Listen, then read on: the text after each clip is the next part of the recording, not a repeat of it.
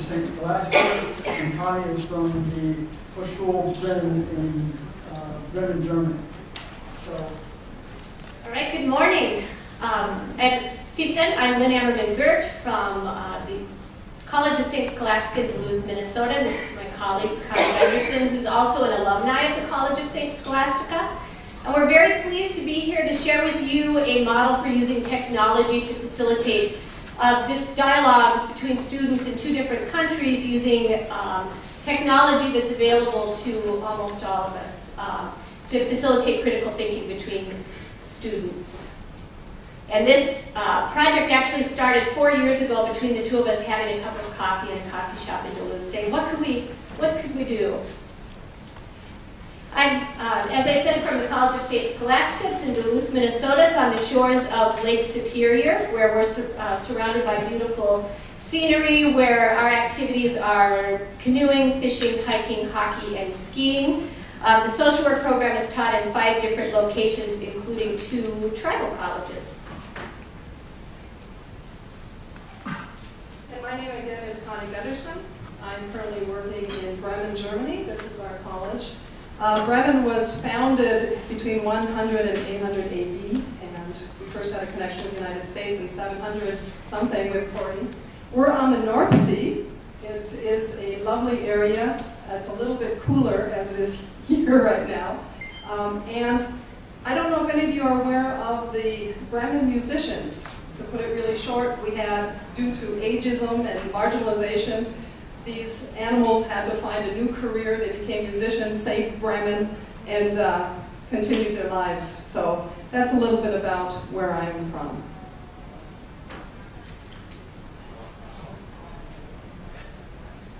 One of the things that we're taking a look at in internationalization of social work education is what are some of the trends, and what we're seeing is that the internet, international ways of communicating, the speed of communicating is very important. We're also noticing that our students are very prepared and ready to communicate internationally.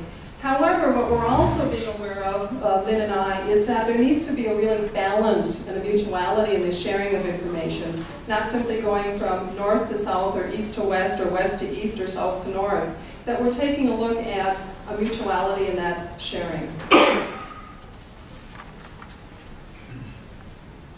One of my primary theoretical interests in this work is to develop critical consciousness, particularly in U.S. social work students, so that they have a heightened awareness of what's possible, what's the U.S. role in perpetuating and eliminating disparities.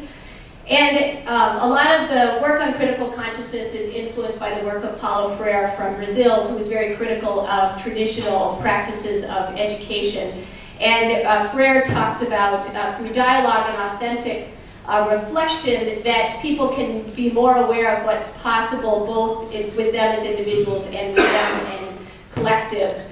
And I'm actually this fall going to do research on these dialogues that we're doing and look at the degree that critical consciousness is actually developed in students through the result of these dialogues. I'm a clinical social worker by trade, and so what I brought into the relationship with the St. Scholastica and with their students is the theoretical background of relational cultural theory. That was developed in the 1970s. Jean Baker Miller, I think some of you may know her, and the women at Wellesley College, was taking a look at challenging some of the traditional models of therapy and some of the traditional models of psychology. And so bringing this in, there are 3 bases that I think are really helpful, that we can also transcend in looking at organizational development and organizational work. One is that it's relationally based. What I mean by that is that we have an existential need for connection and community. We also have a desire for connection and community, and so what we're wanting to support is empowering mutual empathic relationships. Now, they were looking at it initially in a therapeutic relationship, and however this has been transformed and has been broadened into a wider range on how communities need to be connected.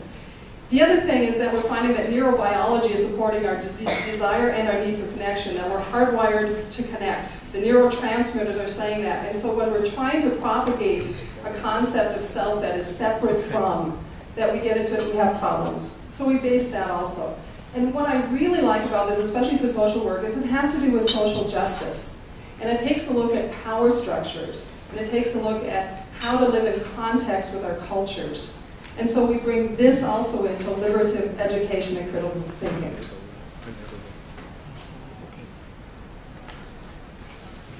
What I wanted to just share briefly now is the practical aspect. We explored a number of different ways to communicate. We looked at emails, we looked at writing to each other, we looked at having the teachers communicate between classes, and basically what we've done is we brought 2 classes together to learn together. One was, for example, the International Social Work Research class. And for example, we took a look at poverty. And the dynamic was to set up a Skype machine, to Skype on this side and on that side. When we chose Skype consciously, because it's easy to access, students can use it on their own, it's quick. So what we did is each class would organize how they would be presenting the information for a session, moderate that session, and we do class together. We'd share information and we'd ask a lot of questions. And so it was like having a visual of 2 classes coming together with that. And so it was a very simple-based system. Some of the observations that Connie and I have had, and these are 2 other instructors that have joined us in our adventure, is that we immediately saw that the dialogue between students would go right to values and it would go right to ideology. Like, what is the underlying ideology behind US policy, behind German policy, and what's possible? Why would another country do something very different than what we do in our country, or vice versa? We noticed students immediately saying, I never thought of that. I never thought of it that way. Wow, that's very interesting. And verbalizing, so not just like leaning forward, interest in what other people are saying, but the actual verbalizing of kind of amazement, astonishment, interest. And when we talk to students about what their observations are, they talk about also kind of confirming what our observations were, that they were amazed. They gained a different perspective. They gained perspective just by looking at the reactions and the visual cues, verbal cues that the others across the ocean, but just on the screen in front of them, were showing.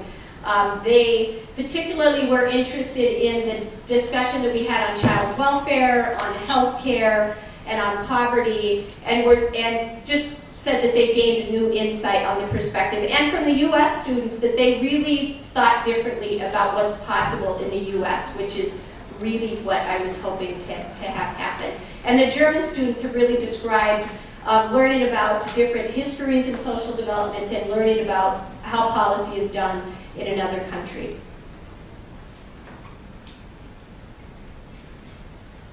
One of the action-based evidence that occurred is that we invited our students, and also some students from Holland, to come over to the College of St. Scholastica for 2 weeks and could actually meet the people that they had been Skyping to and participate in some of the courses that were being offered. They also participated in a regional conference and presented information about about addiction and harm reduction treatment, which was also a very challenging concept in the Duluth area, since they are based on an abstinence approach of that. So going from, can I talk, do I have courage enough to talk to somebody, especially the language issue, we have German and English, what do I want, what can I say, how am I going to be heard, what is my voice, and then also to be able to go there and meet the people that you've been talking to and to develop that connection. We're now hoping that some of the American students will come over to Germany to be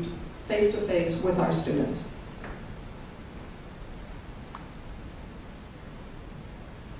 Some of the lessons that we've learned is that we really need to have space for dialogue. I mean, I think we need technology and we need relationships. And so working together through different mediums to build those relationships are important. So we need to have that space, we need to have that time.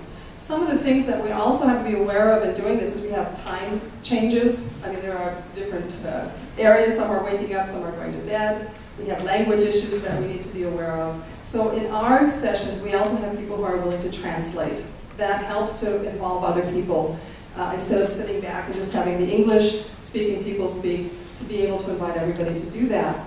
Something about being authentic. When you're looking at each other, the immediate response, I think, is a very, very valuable thing to see. We had one example when we were talking about gun laws and the possession of guns in the United States, which was a real shock and surprise for some of the German students. We're also talking about a mutual exchange.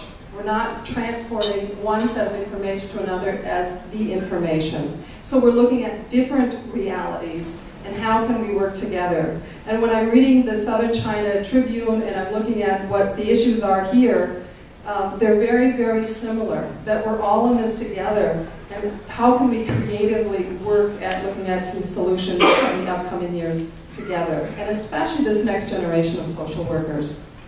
And also this importance of connection, that it's not about who can do it alone, but how can we do this together.